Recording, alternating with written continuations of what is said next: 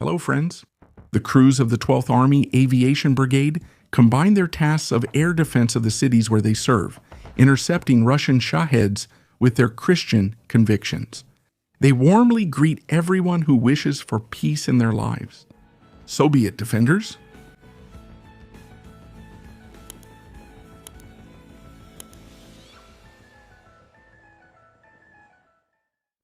We continue on the air front, where we finally see one of the F-16s, donated by Norway, takes off from the Sabina Company's runway in Belgium after being made flight ready. On April 15, the Norwegian Prime Minister reported that one of the fighter bombers his nation donated to Ukraine was about to be delivered to the defenders, so this flight appears to be a test and certification flight for this aircraft.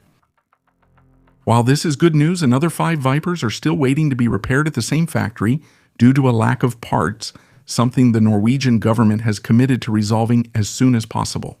After it was discovered they hadn't been delivered, protests erupted in that nation's parliament, demanding immediate delivery. An invader rides his motorcycle thinking he's beaten the mosquitoes, but he didn't expect a resilient Ukrainian bridge to ambush him and send him into a ditch.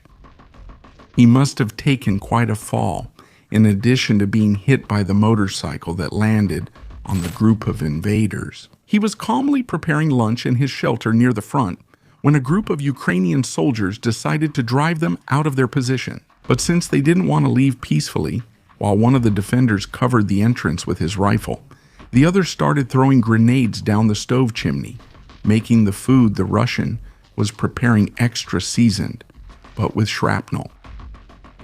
A Z drone flying by dropped an incendiary grenade, but the Ukrainian on the roof managed to dodge the impact, causing a fire on the roof of the position.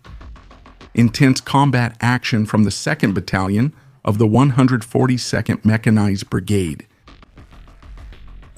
On the outskirts of Chasiv Yar, a mosquito operator from the 24th Mechanized Brigade detected strange movement among the ruins.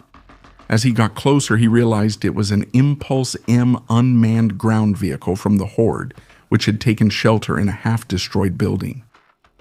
It didn't do it any good, and it was soon added to the landscape of invading vehicles turned into scrap metal. The campaign of attacks against the Horde's logistics continues, and this time we see how. The strategic attack drones of the Ukrainian Security Service pay an inspection visit to a series of the invaders' tanker cars in the Luhansk region, which were demilitarized in addition to causing damage to the railway station's infrastructure.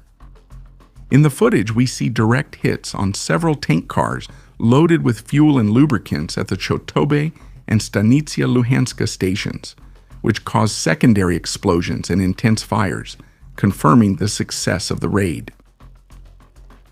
The operation was carried out between April 3rd and 4th with FP-2 drones with the objective of destroying these cars, which were intended to supply the Russian mechanized units on the Eastern Front.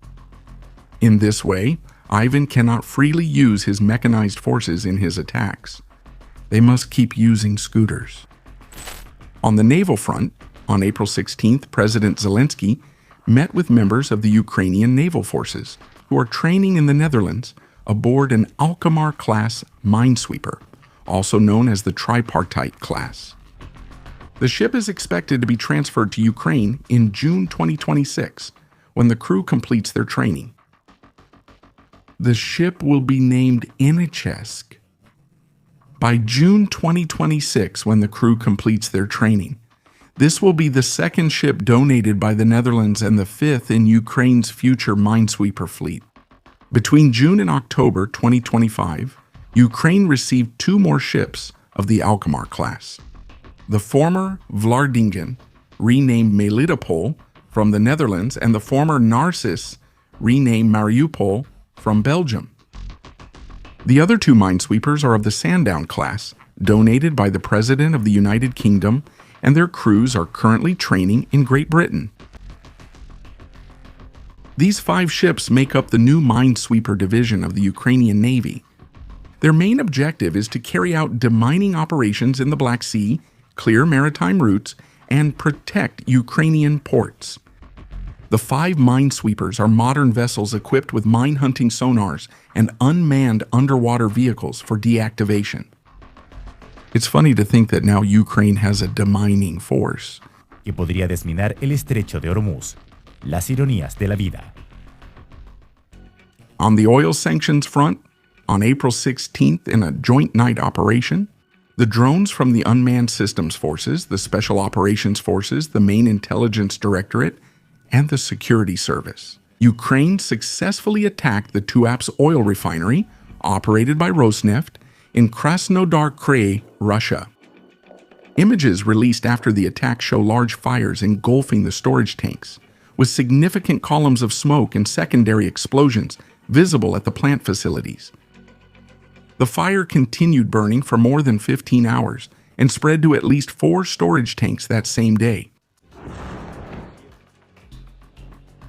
The situation was so serious that local authorities canceled classes and declared a state of emergency in the area. Eyewitnesses described multiple explosions, bright flashes, and the sound of drone engines overhead. In addition, fires were reported near the port infrastructure, so it is possible that the attack also reached the docks and cargo terminals of the city's port. The Tuapse refinery is one of the main Russian facilities on the Black Sea coast, with a processing capacity of approximately 12 million tons of oil per year, which represents about 240,000 barrels per day. It plays a fundamental role in the production and export of refined products such as diesel, naphtha, and fuel oil, mainly to Asian markets. The complex integrates refining operations with port terminals for loading tanker ships, making it a key strategic node in the energy export chain and migration logistics. The refinery is becoming increasingly important for Portler, considering that the ports of Crimea and Novorossiysk have been rendered unusable or damaged by constant Ukrainian naval and air attacks. It seems that it's Tuapse's turn now. These operations put more pressure on Russia's refining capacity, which could have greatly benefited the economy. The Tuapse refinery is a major facility. The Tuapse refinery has been one of the main sources of export income and has faced logistical difficulties in keeping its war machinery running. While the full extent of the damage to the processing unit is still being assessed, the Tuapse refinery's new port facility was affected. The new refinery equipment at the Tuapse port refinery suffered significant damage. If you want more content on the war in Ukraine, visit our 2 new channels where we share information in a different format. Check them out. Remember to visit our Patreon, where for just $1 you'll have access to a large number of uncensored videos and documentaries.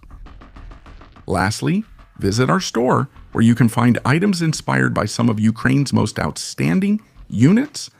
Refinery in the new port of the team did a great job. A new refinery, Tuapse refinery, Tuapse refinery, Tuapse. Carried out construction refinery team, construction of the carried out a construction of a new refinery. Don't forget to leave a like and subscribe to the channel.